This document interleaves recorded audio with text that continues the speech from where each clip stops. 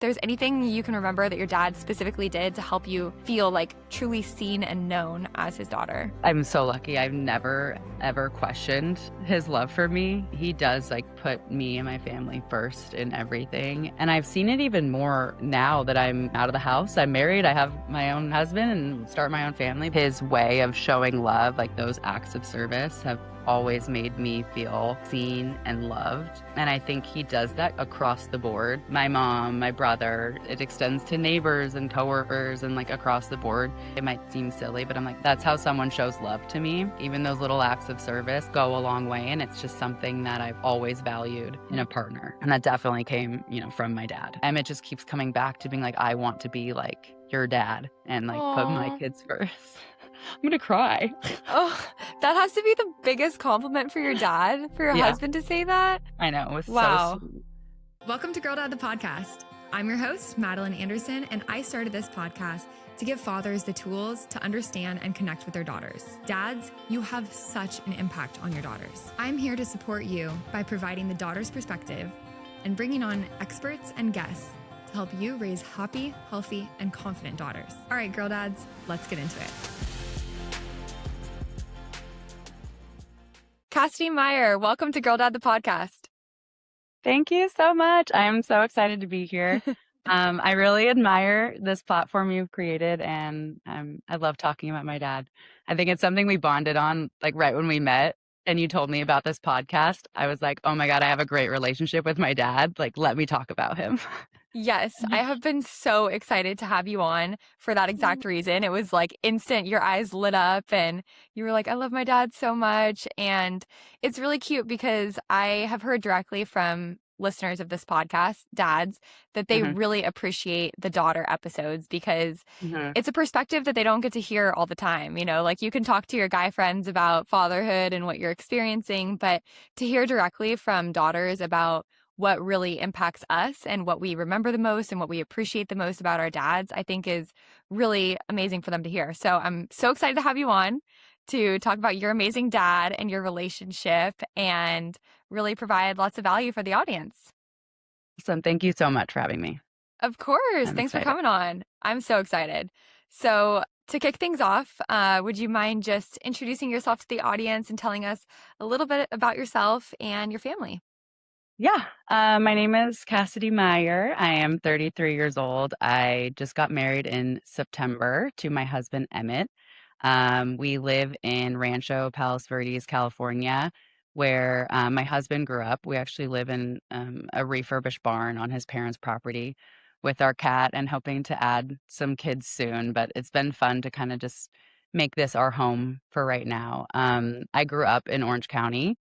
But my family is very tied to this part of LA. My parents met here in middle school, got married in Manhattan Beach. And then my dad opened his first restaurant in Manhattan Beach in 1991, which was the year my brother was born.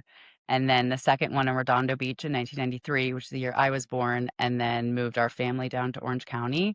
It's kind of funny. I, met and married someone from Palos Verdes where my dad went to high school. But I spent a lot of time here growing up with visiting family and the restaurants, and it's always kind of felt like a second home to me here. I went to school in Boulder, Colorado. I majored in advertising and studio arts. After college, I moved home. I went into a career that I studied. I majored in to make my dad happy. I went to work for Apple at their ad agency for a couple years. And I realized I'm just like not meant to work at a desk, nor do I like it. I definitely need to like flex my creativity and work with my hands. And so I left that company and found a home organization company. And, I had no idea what home organizers even do. I met with the owner and it was kind of like kismet, just went right into it. And it's something that just comes very natural to me. We've expanded into custom cabinetry, but, I've managed hundreds of moves over the years and projects and full home organizers, cross-country move-ins, helped design dream closets and kitchens and stuff for our clients. So it's a really good combination of creativity and hands-on work and seeing kind of instant change in people's lives and homes. And it's something that comes very natural, and I love doing it. And a little about my family. I mentioned I have an older brother. He lives in Orange County, close to my parents. My parents still live in the same house that I grew up in, and they work together at the restaurants. It's very cute. They drive everywhere together and go to work Oh, together every day. And we recently celebrated my dad's 62nd birthday, so I went out to the river. My brother couldn't make it. It was just me and my parents and a friend, and we just had so much fun. We grew up going out to the river in Parker, Arizona, so it's somewhere my family loves to go, and I just thought it was so special that I got to celebrate his birthday and have that special time together. oh. Thank you for sharing that. And I love how serendipitous and, if you think about like your path and just coming back to the South Bay after being in Orange County and the way things have worked out so perfectly, it's fun to reflect on that. I think, when you're experiencing life in the moment, you don't realize the part of the bigger plan until you like zoom out and you look back and you're like, wow, of course that happened. And so Totally. it's fun to see. And it's really interesting too. We've talked about this, but we had similar kind of paths with career being the, traditional job that makes dad proud and Mhm. going down that route and then being like, wait, this is not at all what I want. And then kind of turning into the creative outlet and finding a different path. And it's really interesting because, we both have wonderful dads who are so supportive, but there's this like desire to make them proud, even though they didn't necessarily ask for that. They didn't say like, I won't be proud unless you go work for Apple or like you go work in finance. But there's this desire to like, to shine and to feel, um, yeah, the support and love and the pride from your dad. So yeah, that's just really interesting. But I'm sure, him seeing you turn the next page in your book, turned into the next chapter, Yes. um, has made him really proud of you too, and like seeing you thrive. Yeah, that's wonderful.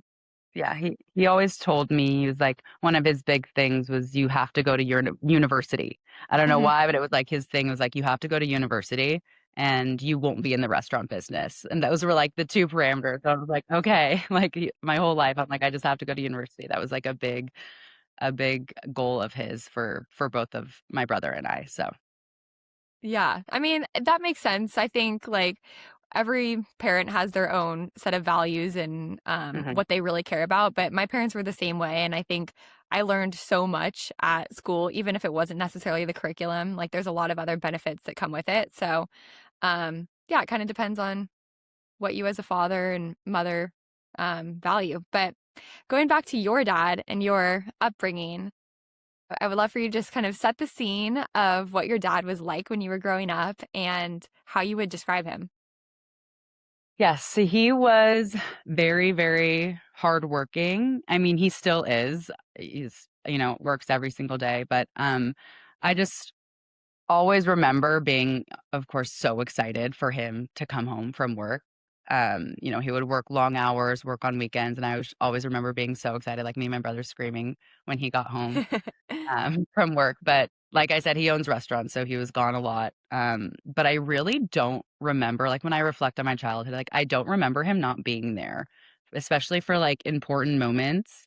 Um, he has such a work hard, play hard mentality. So like, yes, he would pour everything into work, but then like also pour everything into like our family or specifically me and him and, plan weekend trips. We were always going to the river in the summer and then to Mammoth in the winter. And that was just like our thing. So yes, he would work so hard, but I just remember him also making that time and effort for our family to then like get away and have a ton of fun, which I think has set, like, such a good foundation. I'm like, that's my mentality too. I'm like, Hmm. work hard, play hard, like, you have to earn your fun. You can't have fun all the time. So, that's just what I really remember him, like, setting that foundation for our family. Yeah, I relate to that a lot, and I wonder if there's something about like our memories dating back to when we were children and how we remember the trips the most. Like if you think Mhm, about memories with dad, there is a lot of like camping trips for me and ski mhm, trips similar to you, mhm, and I think it's important to recognize that because if that's what you need to focus on as a dad, or not need to, but just hearing from, us daughters on what we remember the Right. most, it's like those really high impact trips with the family where you're like really spending quality time with one another. And it's okay if you work really hard, if you can balance it with some really quality family time and memories where you're just all in on that moment and that experience. Totally. Like it doesn't even, I know my mom's like, your dad was working a ton when you guys were little. And like to me, it's like, yes, and that quality time was also there. It wasn't like, oh, my dad was never home. It was like he Exactly. really made the effort, and to the point where it's like that's not even like a memory I have of him like not being there. I'm just like, oh, he worked really hard, and that's a positive because he also worked really hard for us to have quality time together. Exactly. And do you feel like that working really hard element was also inspirational and like something you admired about your dad rather than feeling like, yeah, okay, yeah. Yes. Yeah, same. Absolutely. I'm like, it's like still to this day something I admire. Someone asked me recently if they're like, oh, is your dad retiring soon? And I was like, I can't even picture my dad retired because like, even in his retirement, he'll be working or going on little projects, helping people fix things. I'm like, that's just who my dad is at his core. Yeah. Yeah, and I think there's a lot of like shame and guilt that a lot of dads carry about working so hard and spending so many hours on work, and daughters feel that. Like if we are experiencing a dad who is working all the time but feels really guilty about it, like you can kind of sense this awkwardness or this pull away. But if Hmm. there's a dad who's really proud about his work and loves to work and Hmm. wants to work and can like share that element and be excited about it Yeah. and talk about it with the daughters and even showcase what they're working on or take you to the restaurant, things like that.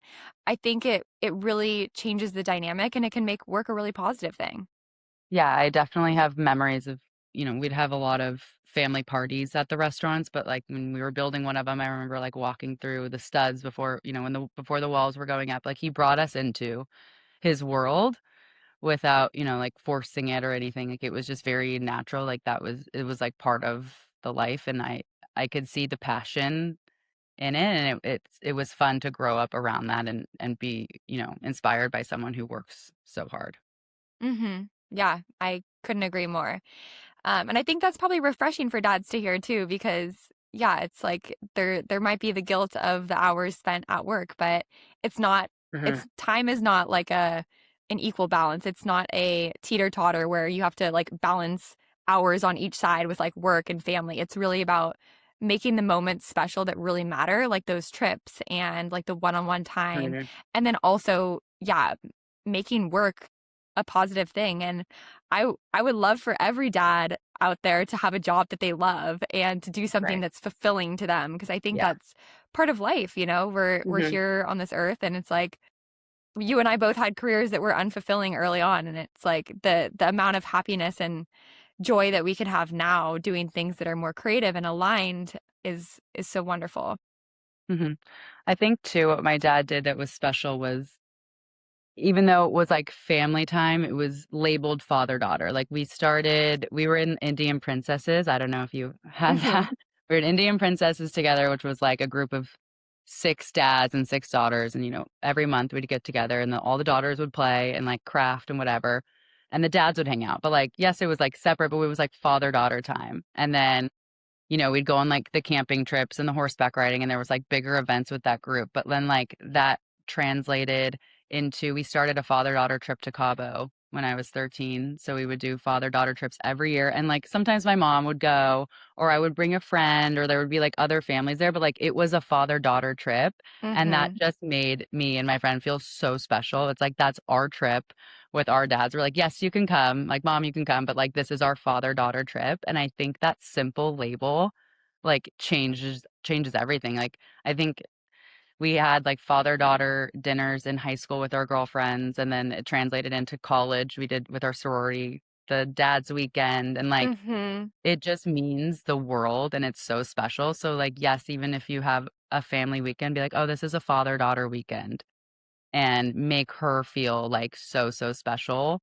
And I feel like that's what set like such a good foundation for me and my dad of like that special bond and having that time together. And I'm like, I'm so proud of that. I'm like, I tell anyone that listens, I was like, yes, I have a father-daughter trip to Cabo every year. And it's like some of my favorite memories. And I think it's just that simple title, like I said, it just means the world. That is so cute. And yeah, I think framing is everything. Even like if you go to a coffee shop a lot with your daughter or a restaurant a lot, like calling it your place, like, Yeah. our spot or like Yeah. our drink or whatever it is that like bonds you. Calling it out like that for us girls, I think we really Really? resonate with those words. It feels like Yeah. really special to have that unique bond with your dad. Yes, definitely. Yeah. I agree. And yeah, I think those types of organizations like Indian Princesses and National Mhm. Charity League and even Girl Scouts are so valuable for the father-daughter moments because it's kind of like crafted time where you get to spend doing really cool things. Like I remember there was a paintball day it was a father-daughter paintball day, and it was so fun to like be with my dad and like hiding with our, paintballs and or I guess our paintball guns and like getting the other dads and then afterwards all hanging out. And it's fun to see your dad making friends with your friends' dads too, It just being part of a community, I think is really fun and rewarding because you don't have to do it alone. Like you don't Mhm. like your family can be super close and tight, but you can be part of a incredible broader community as well. Yes, definitely. Okay, so one thing I want to talk about is this feeling of being seen because I think it's actually been a topic that I've been reading a lot about for women, and it starts with us as young girls, just this feeling of being seen and whole and loved. And so I wanted to hear from you on if there's anything you can remember that your dad specifically did to help you feel like truly seen and known as his daughter. Yeah, I mean, I'm so lucky. I've never ever questioned his love for me. He does like put me and my family first in everything, and I think that father-daughter time is like a big number one, but he just would always do things for me. And it's more of like acts of service. It's not like giving me like gifts or whatever. It was like acts of service and making like my life easier. And I've seen it even more now that I'm out of the house. I'm married. I have, my own husband and start my own family, but he's even like more so wants to help me out. Like he took my car when I went on vacation to get, some lights fixed or like tune it up, get it clean, whatever. And I landed last night at the airport. He dropped the car off and had a friend come pick him up. So I Oh, had my car at the airport. And I'm like, my dad, like that is like nothing to him. And things like that. Like I'll just send him a photo of something in my house. It's, let me know how do I fix this or whatever. He shows up like that night, toolbox, headlamp on, like ready to fix something. And I think that's his way of showing love. Like those acts of service have always made me feel like seen and loved. And I think he does that kind of across the board too, which is really admirable. It's not just me, it's my mom, my brother, his family, his sisters. It extends to neighbors and coworkers and like across the board. He does that. Like that's how he shows love. And so I think because he's been so consistent my whole life, like I have never, never felt like I wasn't seen or loved because he's just been so consistent, my whole life and hmm. still now. It's not just because I'm out of his house and have my own husband and family that he's not doing it anymore. Like he shows up even more, Yeah. more so, which is, um, I mean, he's the best. Oh, that's so sweet. And yeah, I think it's this element of you feel so safe and protected because he's clearly really caring about your health and your happiness at all times and making sure you're well taken care of. Which is a really beautiful feeling as a girl just to feel like, your dad's got you. He's got your back, he's got your health. He's very aware of your, situations like recently I saw some mold in the house and like went on a full spiral, texted my dad, called my dad crying, like, no, there's mold in the house. Went like down a rabbit hole with Claude and was freaking out. And then my dad like came over, we were gonna go to dinner and we were running late and he comes inside, he's like, whoa, whoa, wait, let me go check the mold. I'm like, Dad, we're late. He's like, I want to know what's going on, You need and to know so right now. yeah, he was like dropping everything, it's like, no, this is the most important thing is the mold in your house and making sure that you're okay and safe. And good news, we got it tested, everything's clear, but it was like not toxic. But yeah, it was like one of those moments that you're describing where it's just like I felt his love and support because he was clearly caring about my health and my Mhm. circumstances and making sure that I was living in an optimal state. So yeah, it's really special to have dads like that. Okay. Yeah, no, me either. We're constantly reminded of all the things that he's Yes. doing. It's really special. Um, okay, so you recently got married, as you said, to lovely Yes. Emmett, Yes. and I wanted to talk a little bit about this because I think it's just so cute with dads and their daughter's wedding day, especially I'm sure his only daughter. Um, but first, I was curious to hear your perspective on how you think your relationship with your dad shaped kind of who you looked for in a partner and who, you ended up with. I mean, yes, definitely. Like the cliche is true where I think girls really look for qualities in their partner that, they learned from their dad. That's their first love and those qualities that they learn and that's how someone is showing love to them. That's what they look for, in their partners. And I think that couldn't be more true to me. Like I've always been drawn to people with integrity and really, really strong work ethic. My dad's, like I said, he's very generous with his time and his energy, not only with our family, but with everyone. So he definitely set the bar extremely high, but I just value acts of service so much. And I knew I wanted someone and a partner that has those qualities and wants to be like a part of a team. And Emmett and his whole family have it. I think it was something I was like drawn to very early. They work it as a team. They get their hands dirty. They're doing projects all the time. They're helping each other with, moving or I need to borrow a car to get from here to there or I need something. And it's like their family is like the first line of defense and it's always yes.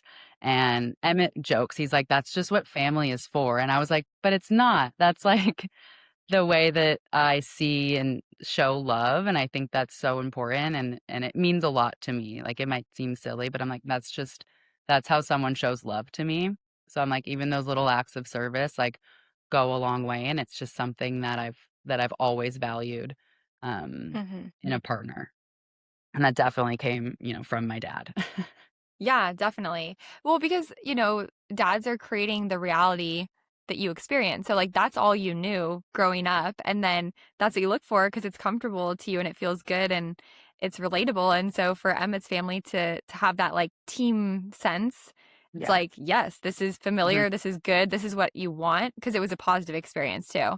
It wasn't like familiar and negative. It was like, yes, let's keep this going and let's even expand it because now you have not only your family team, but now you have Emmett's family, and it's like you are all family. And yeah, that's a wonderful thing.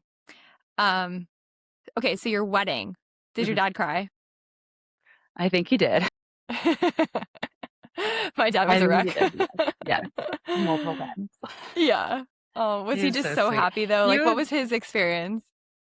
Yeah, I mean, he was one of the main reasons we had a bigger wedding. I think a lot of people go through that of, should we save money and elope or do we have a wedding? And I was really, really torn. And he helped me and Emmett walk through like a pro cons list. And my major ones where I want to like walk down the aisle with my dad. I want to have that memory and I want to have the memory of our first dance. And I like couldn't even write it down without crying. And I was like, Oh, okay, I clearly need to do this because this is something that I want so bad. I was like, I can't even, when I was like picking songs for the first dance, I was like, I can't even sit in my car and listen to music without tearing up. Like, this is so funny. So I knew like that he was just a major part of like that day and the memory that I will have forever. Um, But what was really cute is, I mean, he worked so hard. We did a lot of it ourselves and the restaurants catered, so he worked so hard building up to the day to, like, make sure things would run smooth, and, um, he didn't even I don't think he drank all day, and, like, even in front of his speech, I was like, "You can have a beer, like, have a Stella," and he was like, "I'm not drinking." Would not drink before the speech, and I just like, if you know my dad, he always, like, has a Coors Light or, like, a beer or something, so it, like, really showed me how much importance that he was putting, like, on that moment, like, whether it was nerves or just wanting to make sure, like, everything was perfect for me, his only daughter, and I think he was nervous but excited, and, he just, again, worked so hard to make the day special, and I saw that. Oh, I can feel that from you. I like yeah. Yeah, that's really sweet. And my dad was the same way with the speech, like, just was so dedicated to doing doing it Yes. right and, like, practicing, like, my sister came over and she's like, "Maddie, dad's in the barn, like, practicing his speech." He's, like, pacing and talking to himself, and it was like, oh my gosh, My mom said my my dad, heart. like, left the ceremony, like, left for a little chunk of it. She was like, "Dad has to go practice his speech for a little and, like, step away." I was like, "That just, like, means the world," and I know he was, trying so hard, and, I mean, it showed. It was perfect. Yeah, that's so sweet. Um, okay, so another thing that I think is really important for dads and daughters, and something that we especially value as girls as we get older into maybe the teenage years and beyond, is like hard conversations, like maybe around boys or friendships, whether it's friendships ending or going through tough times or big life decisions. And I want to know how your dad handled those conversations with you? Like, did you come to him for them a lot? And how did he show his support? How did he navigate those kind of challenging topics? Mhm. My dad is, like, a man of very, very few words. So, as I'm getting older and reflecting, like, he had just, like, these little phrases that he would repeat, every now and again, and I think to, like, drill in my head rather than, like, one big sit down of, you know, to steer me in the right direction. It was these little phrases, and his mom was a therapist, and they had a wonderful relationship, and I think she gave him a lot of good tools and advice that he uses, like, with, passed down to me and my brother, but, um, I do remember him being, like, just more preemptive with advice, and he would, like, tell me these little sayings in his way, like, "I was a 13-year-old boy once, I know what they're thinking," and, it's like, kinda left it up to me to interpret, and that was, like, his fun way of getting across because, like, we're not very good at sitting down, like, face to face, having, like, a tough conversation, like, we're awkward, we don't wanna deal with it, and I think he did it in his way, and it, like, really translated to me, like, these short snippets and little pieces of advice that just I think is a great tactic rather than, like, a big conversation. It's like, here's a couple of takeaways, and it's, like, more digestible to me anyway. I remember them. I remember these things, and it's like whether it was, like, a little jokey or not, it got through, and I think it was a great tactic. But like I said, he's a man of few words, but he's very intentional with his words, and I think he trusts me and I trust him, and if he needed to step in for something major, he would, but overall, like, his parenting style, I really remember just him, like, leading by example and giving me those, like, little takeaways that I could carry with me every day, not, instead of these, like, big overarching ideas that sometimes you don't really understand when you're younger, it's, "Don't get married till you're 30," he would joke, but once I was 30, I was like, "Is this what you wanted? You didn't want me to get married until you're 30?" And it was like, "Well, no, it was meant to be like, wait and make sure you're marrying the right person," like, Mhm. Mhm. which luckily, like, translated well, but, just kind of a different perspective and for someone who is it's hard, I think, for men to sometimes have those conversations, especially with their daughters. Mhm. But I think going back to setting that foundation of quality time and just comfort Yeah. and knowing how to, like, read her when she's sad and giving her that advice in real time. and being preemptive rather than, waiting for something really major to happen, Hmm. is um, a good tactic and something that definitely sat well with me and from my perspective. Yeah. And I think it's important because it's authentically him. Like you don't have to be like, there's no perfect way to do this. There's no perfect way to have difficult conversations. I think the key points is making sure your daughter knows she can come to you and Mhm. doing it your way, like being authentic to yourself. And if it means like kind of, yeah, fun, short phrases that actually hold a lot more weight and meaning, but you don't have to really like explain that, your daughter kind of knows, then great. And if you are really good at going super deep and like really getting to the, asking follow-up questions and getting super, super deep with your daughter so that she's um maybe that's how she feels better and what she needs. But clearly for you, you took those words and it really resonated Yes. with you and it was perfect, Yeah, and it's definitely my style. I mean, like, we're so similar in that Yeah. sense. It's like, I think we don't even have to say much to, like, understand what the other is thinking. I'm like, "That was the perfect it Yeah. worked for me." Like, I don't need a big, long conversation. Like, even sometimes with Emmett, he's like, "Do you wanna talk about this more?" And I'm like, "No, I'm good." Like, I'm, like, short, get to the point, solve it and move on type of thing. So, it's funny how that is translated now to, the way I communicate with my husband. Yeah. Yeah, that's so true. And I think just knowing that about your daughter is key as well. Like everyone is so different Mhm. and all of our needs are extremely Mhm. different. So knowing how to communicate best with your daughter and being authentic to yourself, but also recognizing, are her needs being met? If she's constantly left unfulfilled in conversations and feeling like she wants to talk more, then maybe it's an opportunity to ask more questions or like open the floor for a deeper conversation. But yeah, you can read your daughter and know like what resonates. And it sounds like your dad did a really good job of that. Yes, he definitely did. So, speaking of things that you have in common with your dad, are there any other personality traits or things that you feel like you see a lot of your dad in you?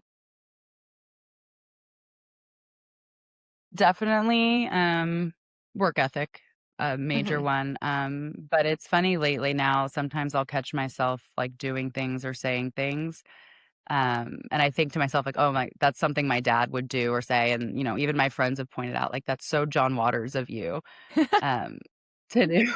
Like, oh gosh, but I think, a lot of just wanting to help people and that acts of service is such like a core tenet of now my career. Being able to like use a unique set of skills and help people is something I definitely got from him.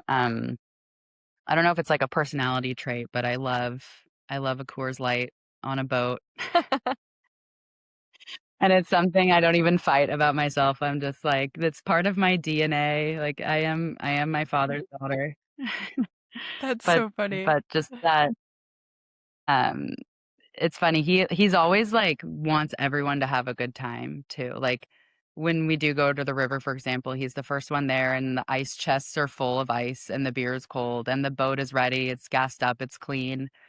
He's and he does it without even, like, asking for help or, like, anything in return, like, he truly just wants everyone around him to have fun and be comfortable, and, like, I feel myself doing that too in certain situations, like, I think he was bussing tables at our own wedding, like, My he was, gosh. like, grabbing plates and making sure, he just, like, has to help people, and I'm Uh-huh. like, I just find myself doing that too, like, without even thinking twice about it, it's like, "What can I get you?" Or however however you can help someone out or make their life easier or make their day more fun, it's just he'll do it, and I love that I got a little piece of that from him. Yeah. You definitely have that quality, by the way. I've like Yeah. experienced that firsthand and it's a wonderful quality. Thank you. uh, of course. Okay, so when it comes to advice from your dad, and I know we kind of talked a little bit about these little phrases that ring in your ear. Um, but I would love to hear specifically, like, is there any advice that you still hear your dad telling you today that has kind of shaped decisions or even just like lives within you? Yeah. Um, he he said to me a couple times, he was just like, if every day is a good day, then like you can't appreciate the good times. He's like, if everything is good, nothing is good. So he was like, you have to have those days where maybe you like don't feel like working, or like you are going through something really tough or family dynamic or whatever it may be. It's like you just go through it and know that that's part of life. And I feel like that just helps me out. Like in everything, even if I'm having like just an off day, I don't tend to like spiral and get worse. My brain knows that it ebbs and flows and that's life. And when, a normal day is good, it's like, this is amazing. There's really fun times where you're traveling, having fun with friends and everything. But it's like, yes, you go back to work and you can have a day where maybe you don't feel like doing this, but like if everything is good, then nothing is good. So it's like I I go back to that, and I think it helps me, um, again, not spiral. Even with like really tough situations, I I keep a really level head, and I know that that is like part of life. And there are ups and downs, and you kind of like celebrate it all. You're like, okay, this is a Mhm. bad time. That means something good is coming, and I think that is very, very deeply instilled in me. Just, I don't even know how many times he said it, maybe once, maybe twice, 5 times, but like it just stuck with me. And I think that really has helped me through a lot of situation. Yeah. Yeah, it's interesting how some of those words really carry a lot of weight and stick with you throughout life. Like I think Reese Witherspoon said, the words that your dad tells you are written in your brain in Sharpie. And Aw. yeah, and it definitely is true. And it's good for dads to be aware of because I think that men are typically less like they hold on to words less. I think Yes. with women, Yeah. we carry a lot of weight in words. Yeah. And so for him to say that to you, he might have just like hypothetically, you could have said that to you once, just like with a Right. little When I was having a bad day or with throwing a yes, tantrum, getting what I want or wanting to go on another vacation right away. He was like, no, like you can't, if everything is good, nothing is good. So, yes, exactly. And like the amount of weight that he might have had behind those words, again, hypothetically, could have been not so much, but it's stuck with you and it's carried you through multiple, many, it sounds like, different days. And it's kind of become part of your belief system and who you are. And so that's really interesting to hear. And it's also great advice because, yeah, I mean, it's, it's important to have the lows so that you even understand what a high is, mhm. and it is part of life. But yeah, I think that's great advice from a dad to a daughter. And speaking of advice, I like to end with, because we are kind of coming up on time here, I like to end with you providing one final piece of advice for the dads listening. So, if there's one thing that you would want every dad with a daughter to hear, what would it be? It would be to put everyone else before yourself. Your daughters will watch you so closely and learn a lot from you. You have a really big responsibility to like be the person you want to see in them, and then also portray qualities that you would want in a future partner for them. And I think, one of the biggest pieces of advice I got recently was um, we got married in a Catholic church, so we did some marriage counseling beforehand, and the priest told kind of more directed towards Emmett because he was like, part of this commitment is you're no longer the first person um, that matters. It's God, and then now your wife and you. And once you have kids, it's God, your wife, kids, one, two, three, however, and then you. So put everyone else before yourself. You will never make the wrong choice. And I think I had like the biggest aha moment of understanding my dad and how he was able to raise me and my brother and with the families. I was like, he never puts himself first. Everyone else is before himself. And me and Emmett kind of bonded on that together. He was like, that's how your dad is. And I was like, oh my gosh, that's exactly how my dad lives his life. And I think we Hmm. were both really really inspired by that, and I think it's something we're gonna take, once we do have kids and, talking about parenting styles and all of that, like, Emmett just keeps coming back to being like, "I want to be like your dad and, like, put my Oh, kids first." I'm gonna cry. oh, that has to be the biggest compliment for your dad, for your Yeah, husband to say that. I know, it was so Wow. sweet. It was Oh, so so sweet. sweet. Just put everyone else before yourself. Well, thank you so, so much for coming on. This was such a fun conversation, so heartfelt and warm. And I really appreciate all I the advice knew that you I have. knew I was gonna cry. I'm like, I can't even, like, think about my dad in, like, a loving mood without being like, "Ugh, tears." Oh, well, that's so sweet. I'm sure he really appreciates that about you and how much you love him back. And yeah, shout out to your dad for being so amazing and for raising such a wonderful woman. And I'm excited to see you carry on his legacy in your own motherhood journey whenever that happens. Yes. Of Thank you so much. That was so fun. Love course. my dad. Oh, me too.